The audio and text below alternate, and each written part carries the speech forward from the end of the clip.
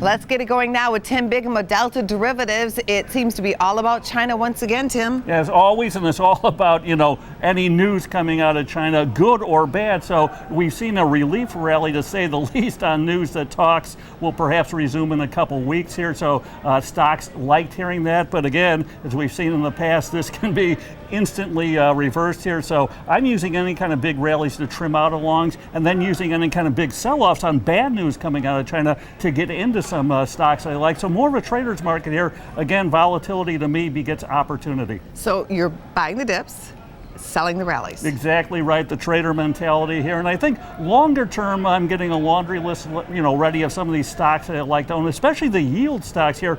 Looking at, the 10-year Treasury is approaching 1.5%. So I think about 40% of the S&P 500 yields more than that. So I kind of like jumping into the names like Coca-Cola and that on any weakness here, getting that yield, a little bit of growth, and then maybe selling a covered call against it somewhere along the road to even enhance the yield a little more. When we're seeing these yields dropping like this, some people are saying it could be a sign of recession coming. What do you think? I think it's more a sign of perhaps what's going on in Europe, where you have such negative yields, so it's more of a comparative here. I think the Fed is almost forced to lower at least one more time, maybe two, just to flatten that yield curve out a little bit here, but certainly they're piling into, U.S. Treasuries on a comparative basis, but once everyone gets a little too long one side of the boat, I kind of like to be on the other side as a contrarian. I think we're almost getting to that tipping point here, so I'm taking a guarded bearish approach on TLT, which is a 20-year government treasuries, and buying some cheap puts,